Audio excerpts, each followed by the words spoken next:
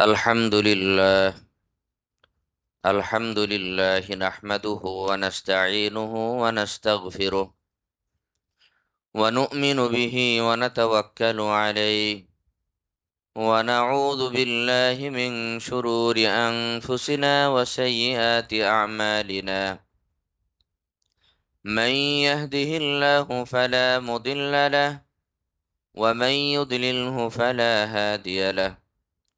أشهد أن لا إله إلا الله وحده لا شريك له، وأشهد أن سيدنا ومولانا محمدا عبده ورسوله.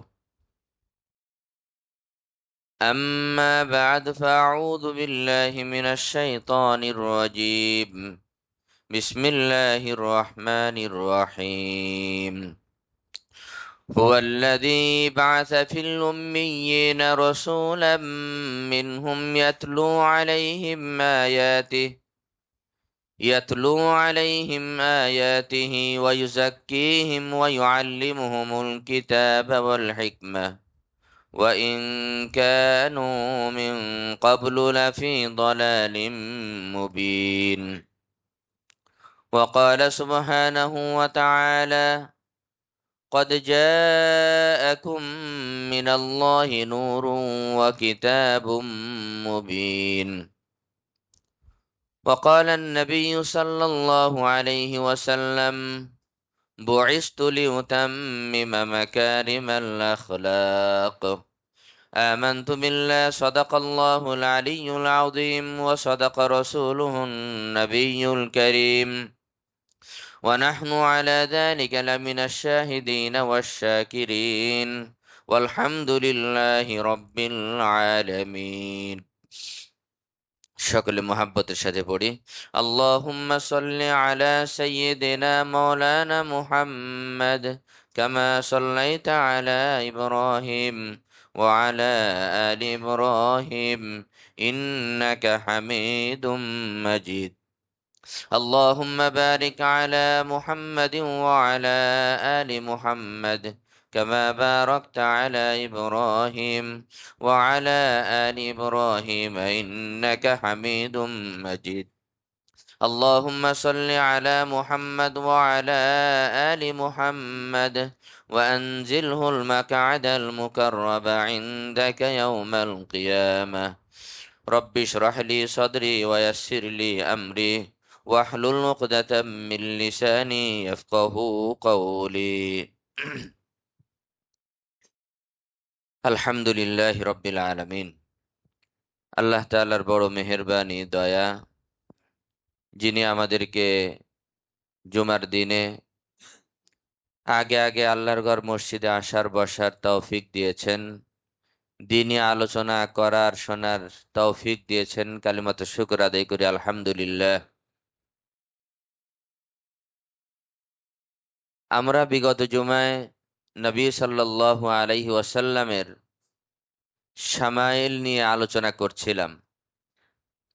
নবী সাল্লাল্লাহু আলাইহি ওয়াসাল্লামের গঠন আকৃতি কেমন ছিল, দেখতে কেমন ছিলেন, লেবাস পোশাক কেমন ছিল, নবী সাল্লাল্লাহু আলাইহি ওয়াসাল্লামের আখলাক চরিত্র কেমন ছিল, শামাইলের মধ্যে সবকিছুই চলে আসে।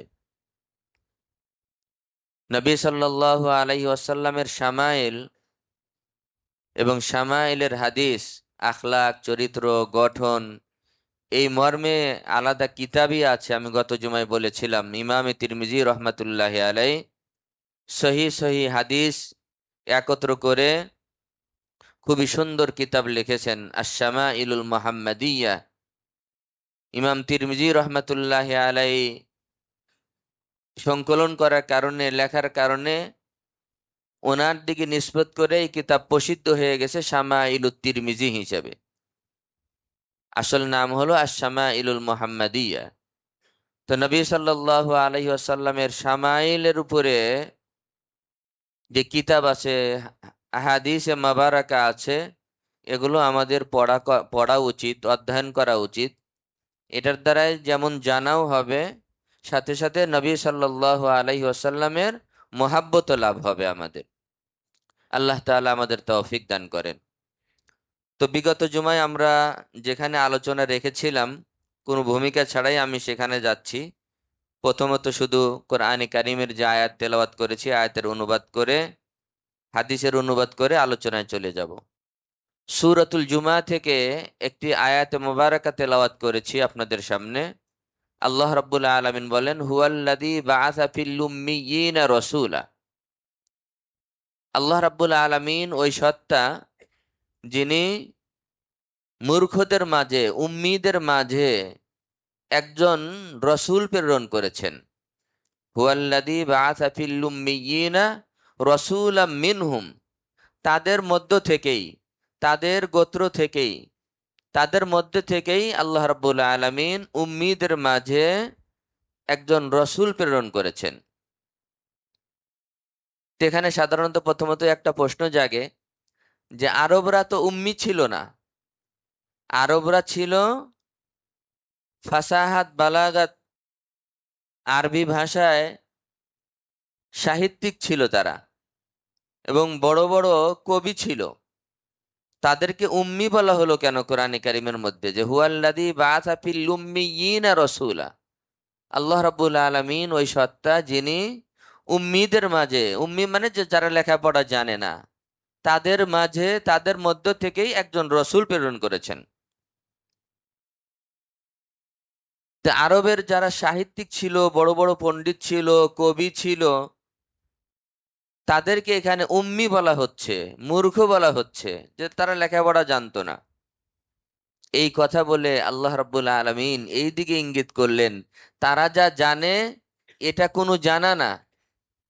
যত বড় পণ্ডিত হোক, যত বড় জ্ঞানী হোক, আল্লাহ রাব্বুল আলামিনকে চেনার মতো, জানার মতো এলেম যার কাছে না থাকে, জ্ঞান যার কাছে না থাকে, সে যত বড় বিজ্ঞানী হোক তার কোনো দাম নাই, এই এলেমের কোনো দাম নাই। মানে এই লেখাপড়ার কোনো দাম নাই। যেই লেখাপড়া করে মাওলাই কারিমকে চেনে না, যেই লেখাপড়া করে একজন মানুষ তার খালেক সৃষ্টিকর্তাকে চেনে না, যেই বিদ্যা দিয়ে যে আল্লাহকে চেনে না, আল্লাহর পরিচয় লাভ করতে পারে না, ওই এলেমের কোনো দাম নাই। যেমন নবী সাল্লাল্লাহু আলাইহি ওয়াসাল্লাম কোরআনুল কারীমের শিক্ষা বিষয়ে হাদিসের মধ্যে বলেছেন, আল্লাযী লাইসা ফি জাওফিহি শাইউম মিনাল কুরআনি কাল বাইতিল খারিব। যে ব্যক্তির কলবের মধ্যে, দিলের মধ্যে কোরআনে কারিমের কোনো অংশ নাই, কোরআনের ইলম নাই, কোরআনের জ্ঞান নাই, সে যত বড় পণ্ডিত হোক, যত বড় বিদ্বান হোক, সে কাল বাইতিল খারিব, তার দিলটা, কলবটা হলো বিরান ঘরের মতো। মানে ওই অন্যান্য এই এলেমের বিদ্যার আল্লাহর কাছে দাম নেই। আল্লাহর কাছে হলো ওই এলেমের দাম যে এলম দ্বারায় আল্লাহকে চেনা যাবে, মালিক খালিককে চেনা যাবে। তো আরবরা তো বড় বড় সাহিত্যিক পণ্ডিত ছিল, কিন্তু আল্লাহ রাব্বুল আলামিন বলছেন এই সাহিত্যকতা পণ্ডিতি দিয়ে তো কোনো কাজ হবে না। কারণ রবকেই, সৃষ্টিকর্তাকেই স্বীকার করে না, সৃষ্টিকর্তাকে চেনে না, সেই এলেমের কোনো দাম নাই। এ কারণে আল্লাহ রাব্বুল আলামিন বললেন উম্মি। হুয়াল্লাযী বাআসা ফিল উম্মিয়িনা রাসূলাম মিনহুম ইয়াতলু আলাইহিম আয়াতি। আমাদের নবীকেও উম্মি নবী বলা হয়, দরুদ শরীফের মধ্যেও আছে, আলা নবিয়্যিল উম্মি, উম্মি নবীর উপরে। তো উম্মির আসলে তর্জমা করতে, বুঝে তর্জমা করতে হবে। কোরআন হাদিসের ইলম, অনেক গভীর জ্ঞান না থাকলে কোরআন হাদিসের কেউ অর্থও করতে পারবে না, কোরআন হাদিস কেউ বুঝবেও না। কিন্তু আমাদের সমাজে তো সমস্যা হয়ে গেছে যে ডাক্তার, ইঞ্জিনিয়ার বা অন্য পেশা করি, উনি মনে করি যে আমি কোরআনও বুঝবো, আমি এটাও বুঝবো, আমি কেন বুঝবো না, আমি সবই বুঝি। এজন্য অনেকেই দেখা যায় অবসর জীবনে এসে একটু দু চারটা বাংলা বই পড়ে একটা লেখা, ইসলামের উপরে, গভীর বিষয়ের উপরে কলম ধরা শুরু করে, লেখালেখি শুরু করে। নবী সাল্লাল্লাহু আলাইহি ওয়াসাল্লামকে উম্মি বলা হচ্ছে। আল্লাহ এবং ওই আরব দেশের মানুষগুলোকেও কোরআনে কারিমের মধ্যে আল্লাহ রাব্বুল আলামিন উম্মি বলেছেন। তাহলে দুই উম্মির অর্থ তো এক হতে পারে না। আরব দেশের মানুষগুলোকে উম্মি বলা হয়েছে, আসলেই তারা জাহেল এবং মূর্খ, কারণ তারা আল্লাহকে চেনে না, সৃষ্টিকর্তাকে চেনে না। আবার নবী সাল্লাল্লাহু আলাইহি ওয়াসাল্লামকেও উম্মি বলা হচ্ছে। তো উম্মির স্বাভাবিক বাংলা অর্থ হলো মূর্খই। যদি স্বাভাবিক অর্থ করি। কিন্তু নবীর ক্ষেত্রে তো উম্মির অর্থ এটা করা যাবে না। নবী সাল্লাল্লাহু আলাইহি ওয়াসাল্লামকে উম্মি বলা হয়েছে যে আল্লাহ রসুল সাল্লাল্লাহু আলাইহি ওয়াসাল্লাম দুনিয়ার কোনো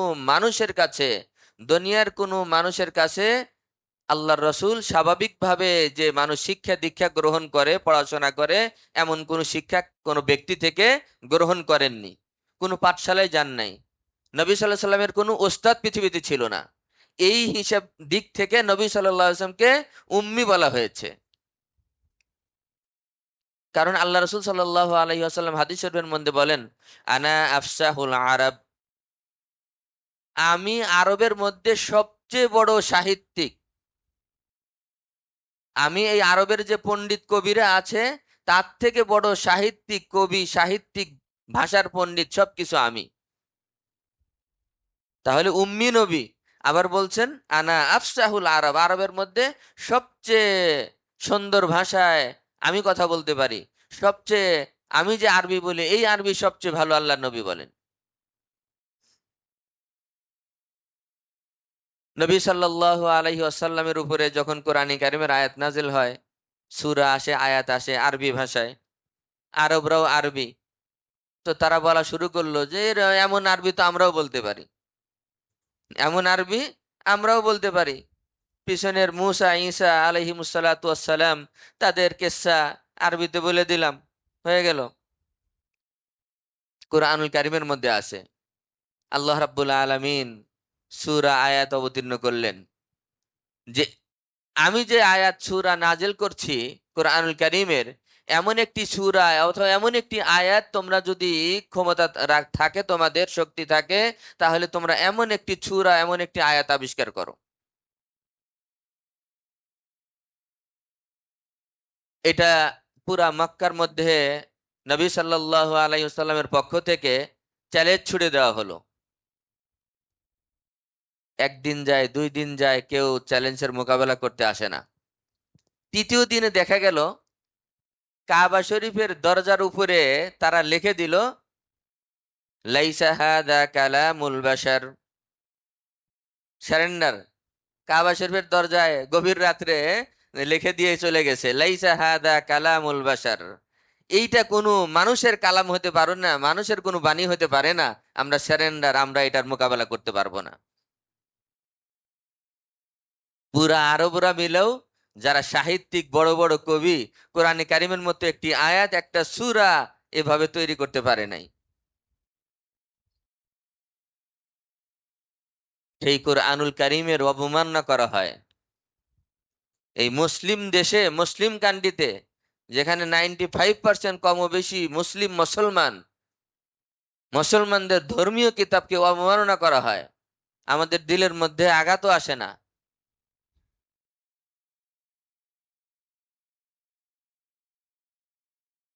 তো যাই হোক, যেটা বলছিলাম, নবী সাল্লাল্লাহু আলাইহি ওয়াসাল্লামকেও উম্মি বলা হয়েছে।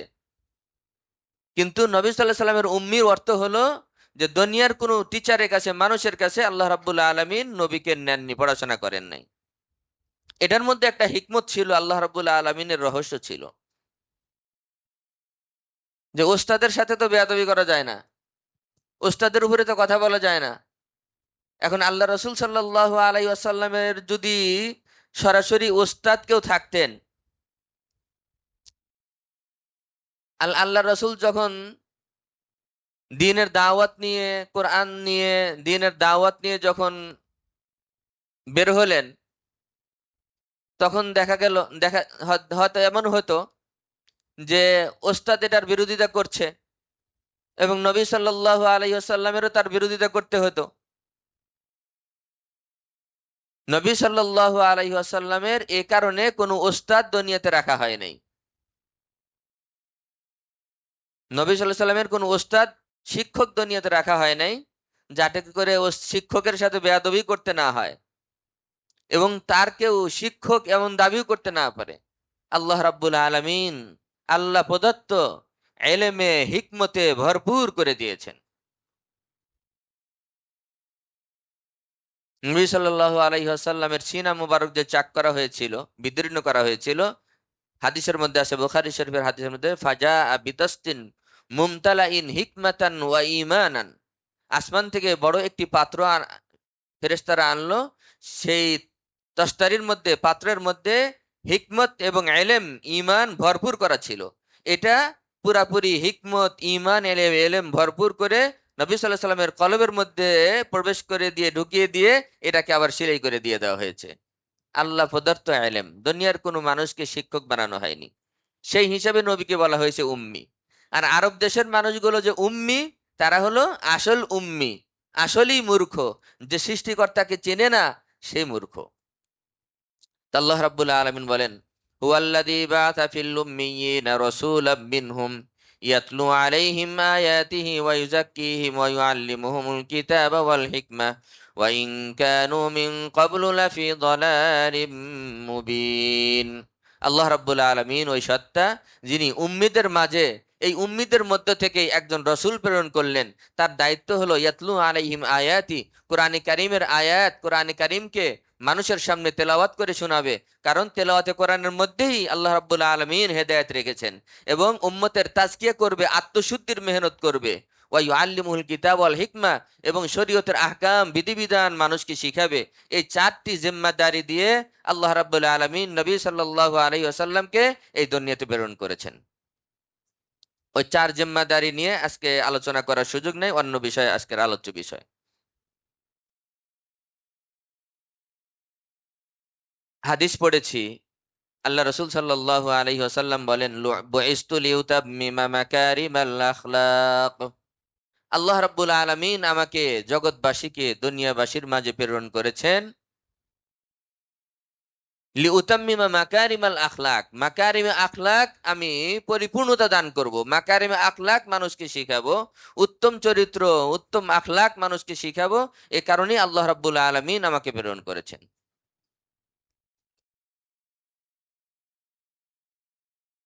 তো আমরা গত জুমায় যেখানে আলোচনা রেখেছিলাম, সেখান থেকে আলোচনা শুরু করি। নবী সাল্লাল্লাহু আলাইহি ওয়াসাল্লামের বিভিন্ন বিষয় নিয়ে আমরা আলোচনা করছিলাম।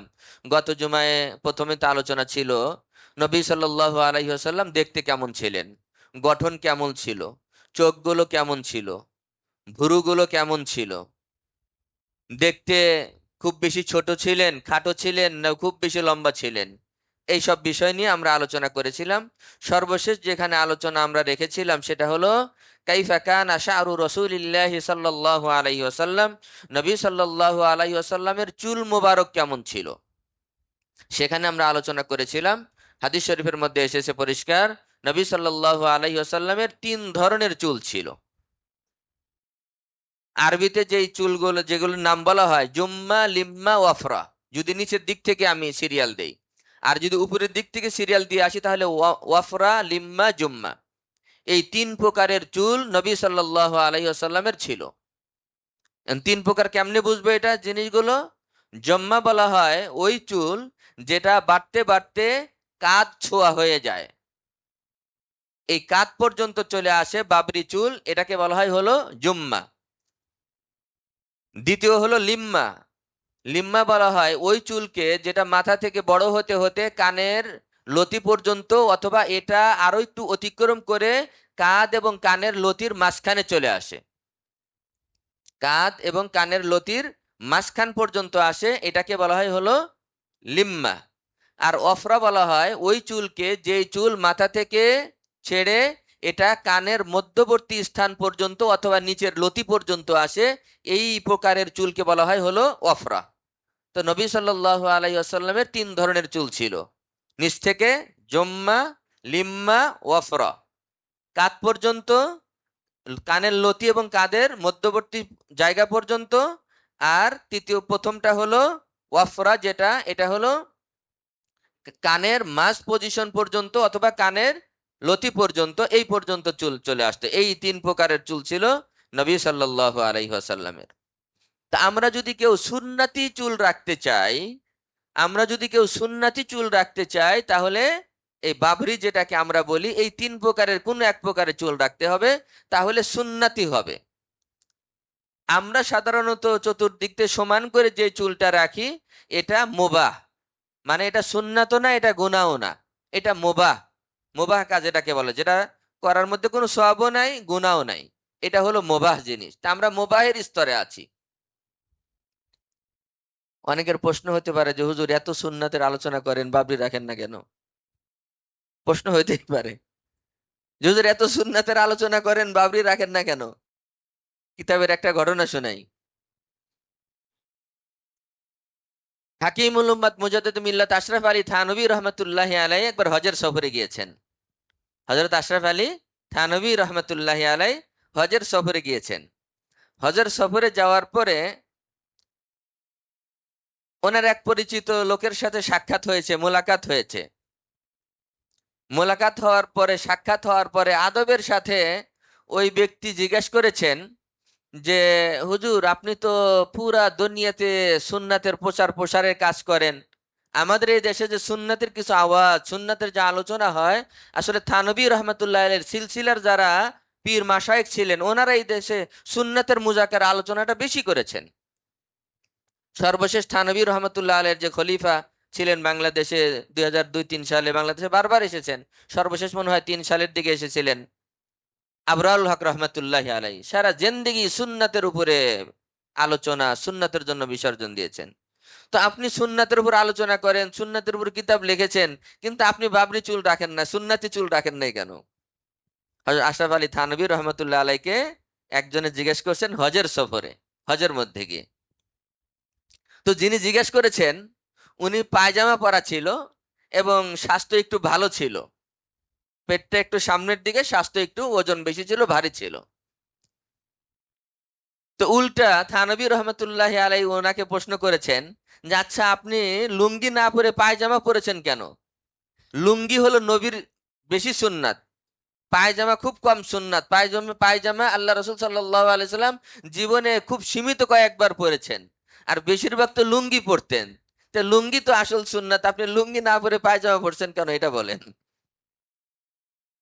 থানভী রহমতুল্লাহ আলাই, এই জন্য ওনার নামের শুরুতে হাকিম উল্লুম্মা বলা হয়, উম্মতের হাকিম, উম্মতের ডাক্তার। যাকে যেই ধরনের চিকিৎসা দেওয়া দরকার, উত্তর দেওয়া দরকার, ওই সময় ওই মুহূর্তে এই ধরনের উত্তর উনি দিতেন। যখন ওনাকে আটকাইতে হবে বা যৌক্তিকভাবে উত্তর দিতে হবে, তখন উনি বললেন যে হুজুর আপনি তো দেখছেন আমার পেটটা একটু বড়, আমার ওজনটা একটু বেশি, লুঙ্গি গিরে দিলে থাকে না, লুঙ্গি এইভাবে গিরে দিলে থাকে না, লুঙ্গি পড়ে যায়, এ কারণে আমি পায়জামা পরি। তখন থানভী রহমতুল্লাহ আলাইহি বললেন যে দেখেন, আপনার যেমন একটা ওজর আছে, কারণ আছে, আমারও একটা ওজর আছে, কারণ আছে। লম্বা চুল রাখলে আমার মাথার ব্যথা হয়, মাথার সমস্যা হয়, এই কারণে আমি এটা রাখতে পারি না। সুবহানাল্লাহ, কত সুন্দর উত্তর দিয়ে দিছেন। মানে ওনাকে দিয়েই ওনার উত্তর হয়ে গেল। যাই হোক, তো সুন্নতি চুল যদি আমরা রাখতে চাই, এই 3 স্তরের যে কোনো এক স্তরে চুল রাখতে হবে এবং চুলের যত্ন নিতে হবে। নবী সাল্লাল্লাহু আলাইহি ওয়াসাল্লাম প্রতিদিন চুলের যত্ন নিতেন, মাথা আঁচড়িতেন, তেল লাগাইতেন, হাদিস শরীফের মধ্যে আছে, শামাইল তিরমিজির মধ্যে। যত্ন নিতে হবে। আর এক প্রকারের চুল, যেই ধরনের চুল রাখতে নিষেধ করা হয়েছে, বুখারী মুসলিমের হাদিসের মধ্যে আছে, আবু দাউদের হাদিসের মধ্যে আছে, সেই প্রকারের চুলকে বলা হয় আরবিতে কাজাউন। কব জা আইন, কজউন। এই কজউন, এই ধরনের চুল রাখতে আল্লাহ রসুল সাল্লাল্লাহু আলাইহি ওয়াসাল্লাম পরিষ্কার নিষেধ করেছেন। নাহা রসুল্লাহ সাল্লাল্লাহু আলাইহি ওয়াসাল্লাম আনিল কজঈ। নবী সাল্লাল্লাহু আলাইহি ওয়াসাল্লাম কজা থেকে নিষেধ করেছেন। কজা কাকে বলে? কজা বলা হয় যে মাথার চুলের এক অংশ খুব ছোট করবে, একবারে হলক করার মতো অনেক ছোট করে ফেলবে, আর এক অংশ অনেক বড় করে রাখবে, আরেক জায়গায় অনেক বড় করে রাখবে। এই পদ্ধতিটাকে বলা হয় আরবিতে কজা। নবী সাল্লাল্লাহু আলাইহি সাল্লাম, বুখারী মুসলিমের হাদিস, আবু দাউদের সহিহ হাদিস, আল্লাহ রসুল নাহা রসুল্লাহ সাল্লাল্লাহু আলাইহি ওয়াসাল্লাম আনিল কজঈ। নবী সাল্লাল্লাহু আলাইহি ওয়াসাল্লাম এই ধরনের চুল রাখতে নিষেধ করেছেন, যে মাথার এক অংশে কিছুই থাকবে না, একেবারে ছোট ছোট করে ফেলবে, আর এক জায়গায় বাবরি মানে খোপার মতো করে বড় করে চুল রাখবে, এই ধরনের চুল রাখা নিষেধ। এখন আমাদের সমাজের যুবকরা তো বেশিরভাগ এই যে হেয়ার কাটিং, বিভিন্ন ধরনের বিদেশি স্টাইল কাটিং করে, এইটাই কজার মধ্যে পড়ে। এটা রসুল সাল্লাল্লাহু আলাইহি সাল্লামের একেবারে নিষেধাজ্ঞার মধ্যে পড়ে যে এই ধরনের চুল রাখা নিষেধ। তবে নিষেধের পর্যায়টা কি? এটা কি মাকরু না হারাম না জায়েজের পর্যায়ে না মাকরুহের পর্যায়ে, এটা নিয়ে হানাবেলা, মালিকিয়া, শাফিঈয়া এই চারো মাযহাবের মধ্যে এবং আরব দেশের ওলামা একরামের মধ্যেও মত পার্থক্য রয়েছে। তবে এক্ষেত্রে সর্বনিম্ন কথা হলো যে কজাউন এই ধরনের চুল রাখা সর্বনিম্ন মতটি হলো মাকরুহ হে তানজিহি, সর্বনিম্ন এটা। অনেকে হারামের কথাও বলেছেন, কিন্তু সর্বনিম্ন যে মত সেটা হলো মাকরুহ, এটা অনুত্তম, এটা মাকরুহ হে তানজিহি এই ধরনের চুল রাখা। তবে এই কজাউনের সাথে সাথে যদি বিজাতি অমুসলিমদের সাথে সাদৃশ্যতা হয়, ইয়াহুদ নাসারাদের সাথে সাদৃশ্যতা উদ্দেশ্য হয়, তখন সেটা সর্বসম্মতিক্রমে এটা হারাম হয়ে যাবে অন্য সম্প্রদায়ের সাথে মিল হওয়ার কারণে। আর অন্য সম্প্রদায়ের সাথে মিল তালের উদ্দেশ্য না, এই বয়স যুবক বয়স, উঠতি বয়স, সবাই রাখে, বুঝেও না কেন রাখে, রাখছে, তাহলে এটা মাকরুহের মধ্যে পড়বে। আর যদি বিজাতি ইয়াহুদ নাসারা তারা রাখে, তারা এইভাবে স্টাইল করে, ওইটাকে অনুকরণের উদ্দেশ্যে যদি হয়, তাহলে মান তাশাব্বাহা বিকৌমিন ফাহুয়া মিনহুম। আল্লাহ নবী সাল্লাল্লাহু আলাইহি ওয়াসাল্লাম বলেন, যে ব্যক্তি লেবাসে, পোশাকে, চলায় ফিরায় কোন জাতির সাথে সম্পর্ক রাখবে, সে ওই দলের অন্তর্ভুক্ত হয়ে রোজ কিয়ামতে দাঁড়াবে। সেদিক থেকে যদি অন্য সম্প্রদায়ের সাদৃশ্যতার উদ্দেশ্য হয়, তখন সর্বসম্মতিক্রমে কজাউন এই ধরনের চুল রাখা এটা পরিষ্কার হারামের মধ্যে পড়বে, এটা হারাম হয়ে যাবে। আল্লাহ রাব্বুল আলামিন আমাদেরকে, আমাদের যুবক সমাজকে সহি বুঝ দান করেন, নবীর সুন্নাতকে যেন আঁকড়ে ধরতে পারি, সুন্নাতের উপরে যদি কোনো কারণে আমল নাও করতে পারি, কমপক্ষে যেন গুনাও না হোক, সওয়াব না পেলাম কিন্তু গুনাও যাতে না হয়, মুবাহের মধ্যে তো থাকি। মুবাহ হলো চতুর্দিকে সমান চুল থাকবে, সামনে যেমন থাকবে, সাইডে তেমন থাকবে, পিছনে এমন থাকবে, চতুর্দিকে সমান করে চুল কাটা, এটা হলো মুবাহ। আরেকটি চুলের ইয়া হলো হলক, মানে মাথা মুন্ডানো, হলক করা, মাথা মুন্ডানো বা বেল করা, আমরা যেটা বুঝি। এই মাথা হলক করা অনেকে আবার এটাকে সুন্নাত মনে করেন, সুন্নাত না, এটাকে অনেকে সুন্নাত মনে করেন। এটা সুন্নাত নয়, এটাও মুবাহ, এটাও মুবাহ, মানে সওয়াবও নাই, গুনাহও নাই যদি কেউ মাথা হলক করে, মাথা মুন্ডায়। কারণ নবী সাল্লাল্লাহু আলাইহি ওয়াসাল্লাম থেকে হজ এবং ওমরা ছাড়া মাথা মুন্ডানো কোনো হাদিস থেকে প্রমাণিত নাই। নবী সাল্লাল্লাহু আলাইহি ওয়াসাল্লামের পুরা এই 23 বছরের নবুয়তি জিন্দেগির মধ্যে এই হজ এবং ওমরার সফর ছাড়া, হজ এবং ওমরায় সর্বদাই নবী সাল্লাল্লাহু আলাইহি ওয়াসাল্লাম ওই চুলের মায়া করে নাই। আমাদের অনেক ভাইয়েরা, খুব কম কিন্তু কিছু ভাইয়েরা মক্কা মদিনায় যান, হজ ওমরা করতে যান, অনেক আবেগ নিয়ে যান, অনেক টাকা পয়সা খরচ করে যান, কিন্তু ওই জায়গায় গিয়ে চুলের এতই মায়া হয়, চুলটা না কেটে চুলটা ছাঁটেন, চুলটা সামনের দিক থেকে 1 ইঞ্চি 1.5 ইঞ্চি কেটে ফেলেন, কিন্তু খুর লাগায় না, চুল কাটে না। অথচ আল্লাহ রসুল সাল্লাল্লাহু আলাইহি ওয়াসাল্লাম সহিহ হাদিসের মধ্যে যারা হলক করে তাদের জন্য 3 বার দোয়া করেছেন, রহমতের দোয়া করেছেন।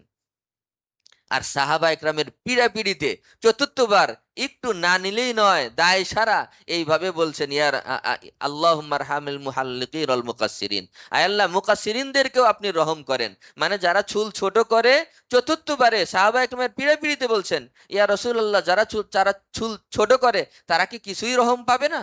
4র্থবারে আল্লাহ রসুল হালকা করে বললেন যে আল্লাহ, যারা চুল ছোট করে তাদেরকেও রহম করেন। কিন্তু আল্লাহ রসুল নিজ উদ্যোগে নিজের থেকে 3 বার রহমতের দোয়া করেছেন, কাদের জন্য? যারা হজ এবং ওমরার মধ্যে হলক করে।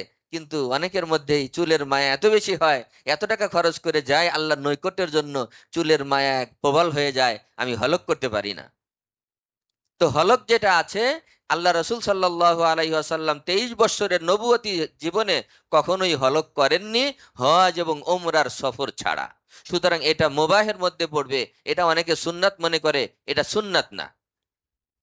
সাহাবা একরামের মধ্যে একজন সাহাবী সর্বদা হলকের উপরে থাকতেন, বেশিরভাগ হযরত আলী রাদিয়াল্লাহু তাআলা আনহু হলকের উপরে থাকতেন। এবং ওনার একটি রোগের কারণে, একটা সমস্যার কারণে নবী সাল্লাল্লাহু আলাইহি ওয়াসাল্লাম থেকে হলকের অনুমতি নিয়ে রেখেছিলেন। সুতরাং এটা সুন্নাত না, এটা একটা মুবাহ কাজ। আর আমরা যে ধরনের চুল রাখি এটাও মুবাহ। মূলত মৌলিক সুন্নাহ হলো জুম্মা, লিম্মা, ওয়াফরা, এই 3 প্রকারের কোন এক প্রকারের চুল রাখা, এটা হলো সুন্নাত, সওয়াবের জিনিস। আর আরেকটি হলো নিষেধ, গুনাহের জিনিস, মাকরু কমপক্ষে, সেটা হলো কজাউন, এইভাবে স্টাইল করে চুল রাখা। আল্লাহ রাব্বুল আলামিন আমাদেরকে সুন্নাহর উপরে বুঝার আমল করার তৌফিক দান করেন।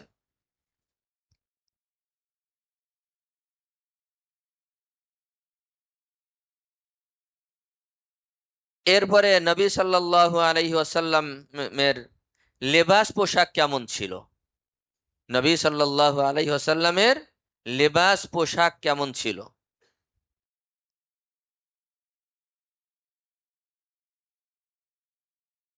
এর আগে আরেকটি বিষয় বলি, নবী সাল্লাল্লাহু আলাইহি ওয়াসাল্লামের পিঠে মোহরে নবুয়ত ছিল।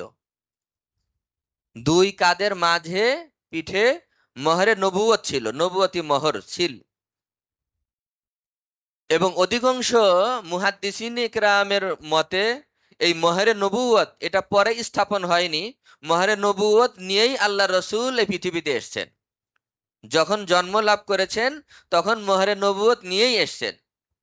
মক্কায় যেদিন নবী সাল্লাল্লাহু আলাইহি ওয়াসাল্লামের জন্ম হয়, জন্ম হওয়ার পরে এক ইহুদি স্বপ্নে দেখেছিল যে আখেরি নবীর জন্ম হয়েছে। উনি ঘরে ঘরে খুঁজতেছিলেন যে আজকে এই গত রাত্রে কার জন্ম হয়েছে। তো উনি খুঁজতে খুঁজতে গিয়ে মা আমিনার ঘরে খোঁজ পেলেন যে এই ঘরে গত রাত্রে এক নবজাতক এসেছে, তার জন্ম হয়েছে। উনি খোঁজ নিয়ে যখন দেখলেন ওনার পিঠে কাঁধে মোহরে নবুয়ত আছে, তখন সেই লোক আফসোস করে বলেছিল যে আফসোস, বনি ইসরাইল থেকে নবুয়তি খতম হয়ে গেল। আফসোস, বনি ইসরাইল থেকে নবুয়তি খতম হয়ে গেল, মানে আর নবী আসবে না বনি ইসরাইল থেকে, নবুয়তি শেষ। মানে মহরে নবুয়ত এটা নবী সাল্লাল্লাহু আলাইহি ওয়াসাল্লামের জন্মের সময়ে ছিল। মহরে নবুয়ত নিয়েই উনি খাতামুন নবিয়্যিন, সর্বশেষ নবী, ওনার পরে আর কোনো নবী আসবে না, এই সিল মোহর পিঠে দিয়েই আল্লাহ রাব্বুল আলামিন ওনাকে দুনিয়াতে প্রেরণ করেছিলেন। মহরে নবুয়ত দেখতে কেমন ছিল? হাদিসের মধ্যে দুই তিন ধরনের শব্দ এসেছে। শামাইলুত তিরমিজির মধ্যে এক হাদিসের মধ্যে আছে মিসলু জাররিল হাজালাতি, মশারির বুতাম যে লাগায় এটার মতো। অথবা আমাদের কোট থাকে, কোটের যে বুতামগুলো থাকে গোল, এই ধরনের ছিল।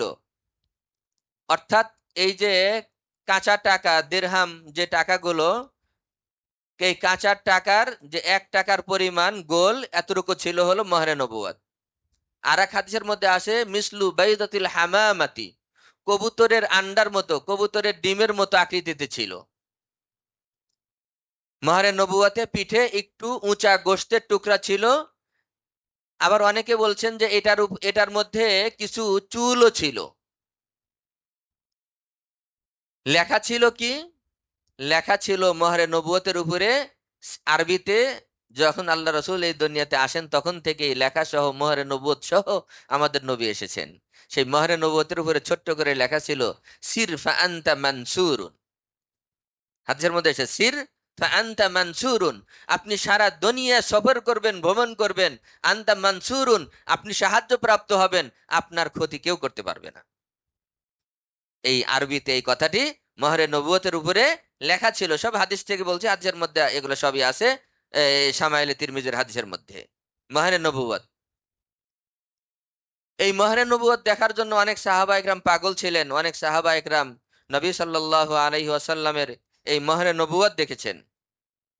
বিশেষ করে এক সাহাবী হযরত সালমান ফারসি রাদিয়াল্লাহু তাআলা আনহু, হযরত সালমানে ফারসি রাদিয়াল্লাহু তাআলা আনহু সাহাবা একরামের মধ্যে সবচেয়ে বেশি হায়াত পেয়েছিলেন, বয়স ছিল 250 বছর বয়স পেয়েছিলেন। কত? 250 বছর হায়াত পেয়েছিলেন হযরত সালমান ফারসি রাদিয়াল্লাহু তাআলা আনহু। আসলে তাকদিরে যদি থাকে, আল্লাহ যদি হেদায়েতে কপালে লিখে থাকে, তার হেদায়েত হবেই। বিশেষ করে সালমান ফারসি রাদিয়াল্লাহু তাআলা আনহু ইসলাম গ্রহণের এই ওয়াকিয়া, এটা সবচেয়ে বড় সাক্ষী যে আল্লাহ রাব্বুল আলামিন যদি কাউকে কিছু দিতে চান কিভাবে দেন। তবে আল্লাহ রাব্বুল আলামিন বান্দার চেষ্টা দেখেন। এজন্য আল্লাহ রাব্বুল আলামিন কোরআনুল কারীমের মধ্যে বলেছেন, ওয়াল্লাযীনা জাহাদু ফীনা লানাহদিয়ান্নাহুম সুবুলানা ওয়াল্লাযীনা জাহাদু ফীনা লানাহদিয়ান্নাহুম সুবুলানা। যারা আমাকে পাওয়ার জন্য, আমার পর্যন্ত পৌঁছার জন্য মন থেকে মুজাহাদা করে, চেষ্টা করে, মেহনত করে, আমি অবশ্যই অবশ্যই আমি পথ দেখায় দেই, পথ দেখাই। কিন্তু আমার পর্যন্ত আসার জন্য মন থেকে তার আগ্রহ থাকতে হবে, চেষ্টা থাকতে হবে, সাধনা থাকতে হবে। চেষ্টা সাধনা থাকলে আমি তাকে রাস্তা দেখাবো। হযরত সালমান ফারসি রাদিয়াল্লাহু তাআলা আনহু ইসলাম গ্রহণ, হাদিস শরীফের মধ্যে প্রায় সব হাদিসের মধ্যেই ওনার ইসলাম গ্রহণের এই ওয়াকিয়া লম্বা আলোচনা করা হয়েছে, হাদিস শরীফের মধ্যে আসছে। সালমানে ফার্সি রাদিয়াল্লাহু তাআলা আনহু, উনি তো এই অগ্নি পূজক ছিলেন।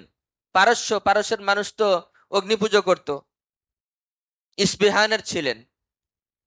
উনি বলেন যে আমি যখন যেটা করেছি মন দিয়েই করেছি।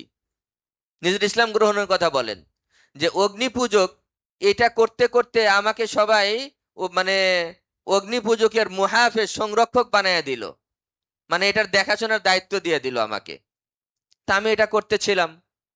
আমার বাবা ছিলেন, সালমান ফার্সি রাদিয়াল্লাহু তাআলা আনহু বলেন, ওনার বাবা ছিলেন একজন বড় জমিদার, বড় সর্দার ছিল তৎকালীন ওই গোত্রের, ওই সমাজের, ওই এলাকার মধ্যে। একদিন ওনার জায়গা জমি সম্পদ দেখার জন্য ছেলেকে সালমানে ফার্সি রাদিয়াল্লাহু তাআলা আনহুকে পাঠান। উনি জায়গা জমি দেখতে যান। দেখতে গিয়ে দেখেন যে একজন নাসারা ধর্মের একজন পাদ্রী, পণ্ডিত, সে বসে বসে ইবাদত বন্দেগী করছে, আগের যুগের পাদ্রীরা যেটা করত। তো দেখে ভালো লাগলো, উনি ওনার দরবারে বসে গেল। ফিরতে ফিরতে গভীর রাত হয়ে গেল। রাত্রে যখন ঘরে ফিরলেন, রাত্রে ঘরে ফেরার পরে বাবাই জিজ্ঞাসা করলো যে এত বিলম্ব হলো কেন? তখন উনি সরাসরি কারণ বলে দিলেন যে আমি একজন পাদ্রীর সাক্ষাৎ পেয়েছিলাম, তার দরবারে বসছিলাম, আমার এটা খুব ভালো লেগেছে, আমি ঈসাই ধর্মে, আমি ওই ধর্মে চলে যাব।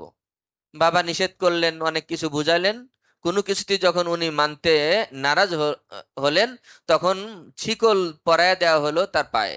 বাবা শিকল দিয়ে বেঁধে রাখলো।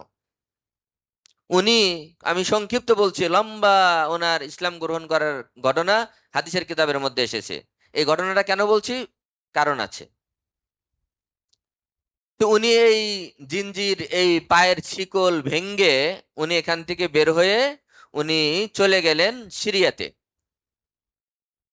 ওই পাদ্রীকে বলা ছিল যে ঈসাই ধর্মের এই মার্কাজ কেন্দ্র কোথায়? তখন সে বলল শামে, সিরিয়াতে। বললো যে আমাকে শামে, সিরিয়াতে পাঠিয়ে দেন।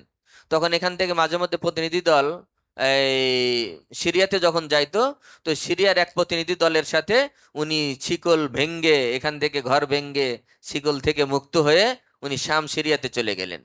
শাম, সিরিয়াতে যাওয়ার পরে ঈসাই ধর্মের এক পাদ্রীর কাছে গিয়ে উনি বসবাস শুরু করলেন, তার দরবারে থাকা শুরু করলেন খাদেম হিসেবে।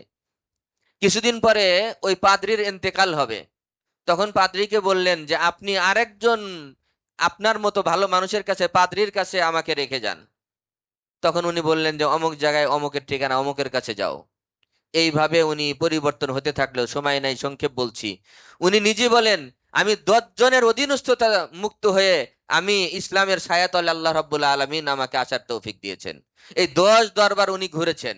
এইভাবে বিভিন্ন দরবারে যায়, কয়েকদিন থাকার পরে দেখা যায় যে ওই ওনার ইন্তেকাল হয়ে যাবে, পাদ্রীর ইন্তেকাল হবে।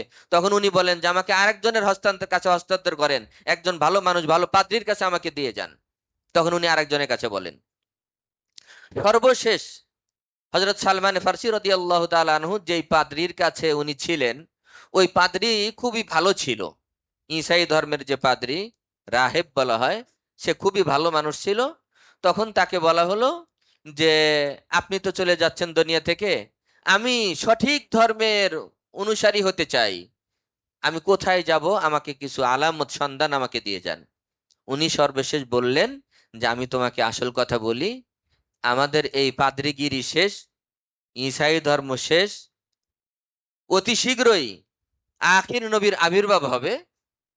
তুমি যেহেতু এত মুজাহাদা করতেছো, 8-10 দরবার ঘুরছো ঘুরছো, তোমার উদ্দেশ্য হলো আসলে সঠিক দিনের অনুসরণ করবা তুমি, আমি তোমাকে বলে যাই, 3টি আলামত বলে যাই, আখিরি নবী যেই দেশে আসবে 3টি আলামত তুমি যাচাই করবা, যাচাই করার পরে যদি পেয়ে যাও, তার হাত ধরে মুসলমান হয়ে যেও, এটাই সঠিক ধর্ম, এই পাদ্রীগিরি ঈসাই ধর্ম সব শেষ হয়ে যাবে, উনি আসার পরে আর কিচ্ছু থাকবে না।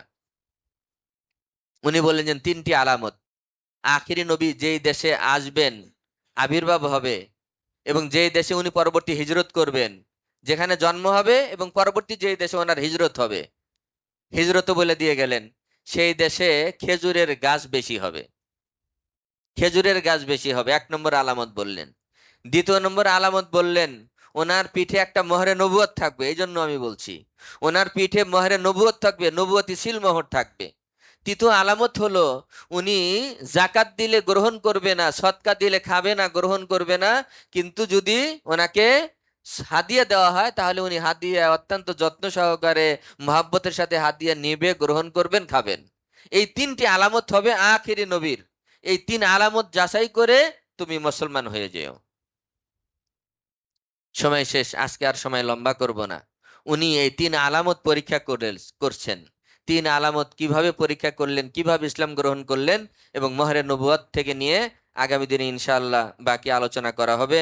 আল্লাহ রাব্বুল আলামিন এই শামাইলুত তিরমিজির আলোচনা শুনে নবীর প্রতি মহাব্বত, সুন্নাতের প্রতি মহাব্বত আমাদের বৃদ্ধি করে দেন।